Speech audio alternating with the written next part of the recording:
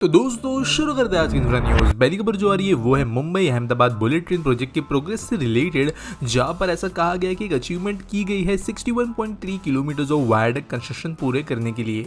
तो यहां पर अगर बात करें कौन से सेक्शन में कितना काम हुआ है तो 12.6 किलोमीटर से काम कंप्लीट हो गया है वडोदरा के पास में, जबकि अलग अलग लोकेशंस में फैले हुए 48.7 kilometre of viaduct construction complete हो चुका है।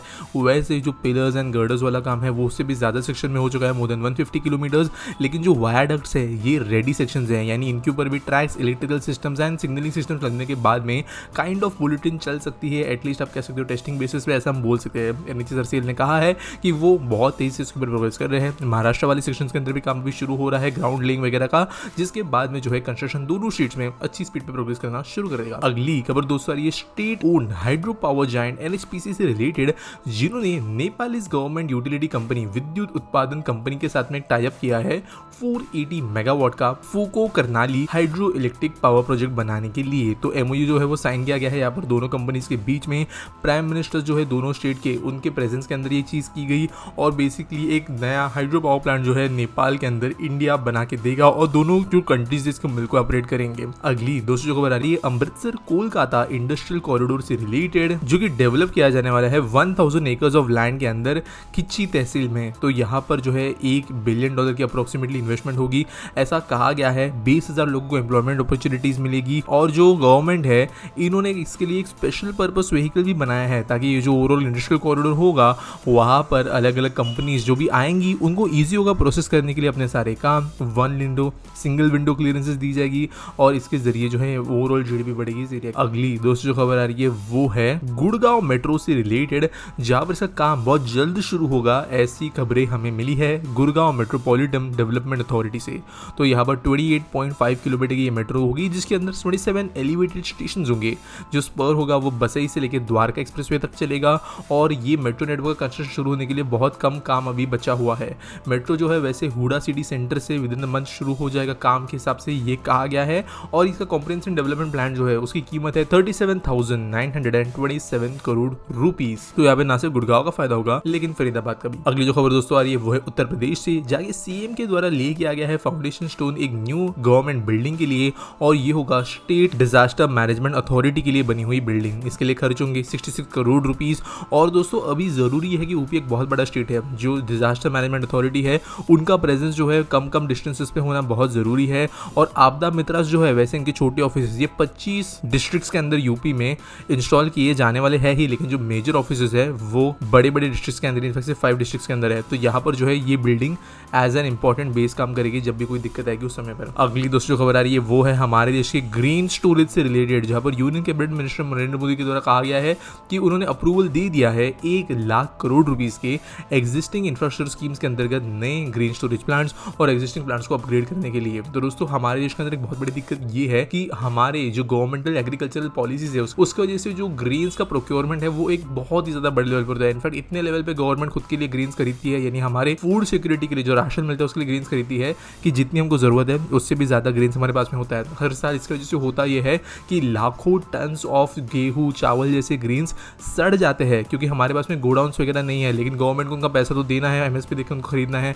तो ये दिक्कत मिटाने के लिए गवर्नमेंट ने जो है ऑब्वियसली पॉलिसी चेंजेस लाए थे जो अप्रूव नहीं हो पाए, लेकिन एटलीस्ट जो सड़ रहा ग्रेन है उसको अगर एक्सपोर्ट भी करना है तो भी उसको बचाना जरूरी है, और इसके लिए ये स्टोरेज डेवलप करना जरूरी है जो गवर्नमेंट अभी करने वाली है। अगली खबर दोस्तों आ रही है अडानी एयरपोर्ट से रिलेटेड, जिन्होंने कहा है कि वो सरदार वल्लभ भाई पटेल इंटरनेशनल एयरपोर्ट है जो अहमदाबाद का एयरपोर्ट है वहां पर एक तीसरा टर्मिनल बनाएंगे, ताकि यहाँ पर जो है ट्रैफिक को बेहतर मैनेज किया जा सके, पैसेंजर कंजेशन को बेहतर मैनेज किया जा सके। तो करेंटली 2 टर्मिनल है अहमदाबाद एयरपोर्ट के अंदर, एक domestic international. Domestic terminal specially अगर हम देखें तो बहुत छोटा है, एट द सेम टाइम बहुत ही ज्यादा ओवर क्राउडेड ये होता है, मैंने पर्सनली यहाँ पे देखा है।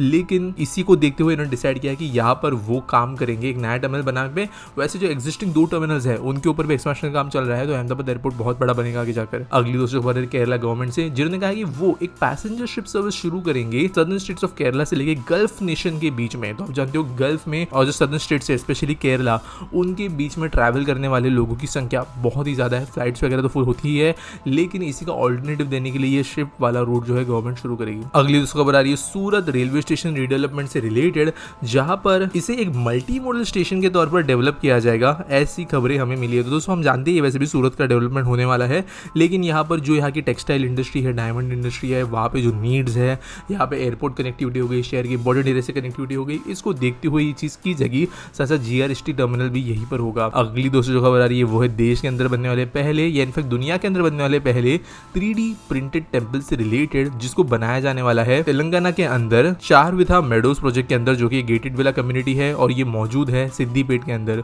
तो ये जो 3D प्रिंटेड टेम्पल होगा 3,800 स्क्वायर फीट का होगा। ये बहुत ज़्यादा बड़ा टेम्पल नहीं होने वाला है और बेसिकली इंडिजिनियसली डेवलप मटेरियल्स के इस्तेमाल से ये बनेगा। तो दोस्तों ये फर्स्ट 3D प्रिंटेड बिल्डिंग नहीं होगी। बेंगलुरु के अंदर एक पोस्ट ऑफिस हमारे देश ने L&T की मदद से वैसे 3D प्रिंट करके बनाया है, लेकिन ये एक टेम्पल होगा। तो धीरे धीरे हमें पब्लिक बिल्डिंग्स 3D प्रिंट होते हुए नजर आ रही है। अगली दूसरी खबर आ रही है वो है टाटा ग्रुप से रिलेटेड, जिन्होंने गुजरात गवर्नमेंट के साथ में एक डील साइन की है फ्राइडे को, एक लिथियम आयन सेल फैक्ट्री बनाने के लिए, जिसकी जो इन्वेस्टमेंट वो करेंगे वो होगी 13,000 करोड़ रुपए की। यहाँ पर वो अपने ईवी सेगमेंट के अंदर जो बैटरी लगती है उनका अपना खुद का सप्लाई चेन डेवलप करने के लिए, अपनी खुद की बैटरीज डेवलप करने के लिए, मैन्युफैक्चर करने के लिए ये वो प्लांट बनाएंगे। अभी टाटा जो है बहुत ज़्यादा जो है बाहरी डिपेंडेंसी पे काम कर रही है, लेकिन ये बनने के बाद में खुद की बैटरीज वो यूज़ कर सकेंगे। अगली खबर दोस्तों आ रही है चेन्नई से, जहाँ पर इंडिया का पहला 58 गीगावाट का ऑफ शोर विंड एनर्जी प्लांट बनने वाला है अगले 7 सालों में, जिसके लिए इन्वेस्टमेंट होगी 4 लाख करोड़ रुपए की। तो करंटली जो फर्स्ट प्लान होगा वो 100 गीगावाट के हिसाब से होगा। तो करंटली जो ओवरऑल पूरा प्लान है वो 500 गीगावाट का है पूरे देश के लिए, जिसमें से 58 गीगावाट जो है वो चेन्नई या कहीं तो तमिलनाडु के आसपास की कोस्ट को मिलेगी। जो लोग नहीं जानते, जो समुद्र में लगने वाली विंड टर्बाइंस होती है, जो ऑफशोर विंड टर्बाइंस होती है, ये लैंड टर्बाइन से भी कई गुना बड़ी, इनफैक्ट 10 से 12 गुना बड़ी हो सकती है कुछ कुछ स्केल्स में। और अगर कभी किसी ने विंड टर्बाइंस देखी है ज़मीन वाली, तो वो खुद बहुत ज़्यादा बड़ी होती है, हंड्रेड्स ऑफ फीट ऊंची होती है। तो ये एकदम ही ज़्यादा मेगा लेवल का प्रोजेक्ट होगा, जहाँ पर जनरली एक विंड टर्बाइन 1 मेगावाट का पावर निकालती है, तो जो ऑफशोर वाली होती है वो मल्टीपल मेगावाट्स निकाल सकती है। तो यहाँ पर ये काम किया जाने वाला है। अगली दोस्तों जो खबर आ रही है वो है बजाज फिनसर्व से रिलेटेड, जिन्होंने एक बहुत बड़ा इन्वेस्टमेंट अनाउंस किया है पुणे महाराष्ट्र के अंदर, जहाँ पे 5,000 करोड़ रुपीज इन्वेस्ट करने वाले हैं फाइनेंशियल सर्विसेज लोगों को प्रोवाइड करने के लिए, उसका डेवलपमेंट करने के लिए। और यहाँ के इसकी वजह से 40,000 लोगों को एम्प्लॉयमेंट मिलेगा, ऐसा इनके द्वारा कहा गया है। तो पुणे जो है धीरे धीरे कुछ कंपनीज की अगर हम बात करें तो IT हब के साथ साथ फाइनेंस हब भी बनते जा रहा है। अगली खबर दोस्तों आ रही हरियाणा से, जहाँ पर अनाउंस किया गया है एक water supply project 1,517 crore rupees का, और ये गुड़गांव, मारेसर और बहादुरगढ़ इन एरियाज को कनेक्टिविटी देगा पानी के अच्छे अच्छे लाइन्स के साथ में। और जो 2050 में इन एरियाज की पॉपुलेशन होगी उसके हिसाब से यहाँ पे ये प्लानिंग की जाएगी। 69 kilometre of covered water supply lines होगी। यहाँ पे माइल स्टील पाइप 69 किलोमीटर की पाइपलाइन यहाँ पे लगाई जाएगी, जो बनेगी माइल स्टील से। और इसके अलावा फीडर पाइप्स बनेंगे अगले अगले लोकेशंस पे।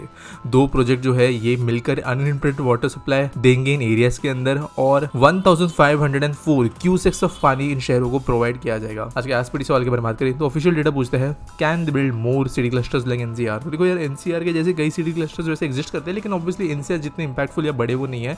जैसे मुंबई, नवी मुंबई, थाने भी एक काइंड ऑफ क्लस्टर ही है, जहाँ पर इंडिपेंडेंटली वर्किंग काफी ज्यादा बड़े शहर है, जो अपने आप में मेगा सिटीज में काउंट हो जाते हैं। सेम चीज जो है अगर हम देखें तो कुछ शहरों के अंदर धीरे धीरे बन रही है, चाहे वो फिर वो अहमदाबाद गांधीनगर के पास में बन रहा गिफ्ट सिटी हो, या फिर अभी ढोलेरा के पास में हो रहे डेवलपमेंट्स, ये ऑलरेडी अलाइंड सिटीज के आसपास के बन रही सिटीज है।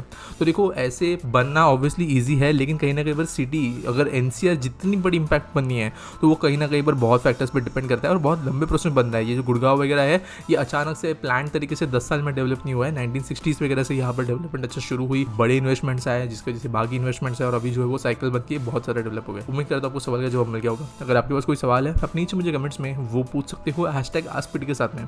न्यूज़ अगर आपके पास में सबमिट करने के लिए है तो उसके लिए एक फॉर्म मिल जाएगा आपको डिस्क्रिप्शन के अंदर, जहाँ पर आप फॉर्म के जरिए न्यूज़ दे सकते हो। हम मिलेंगे अगले वीडियो में।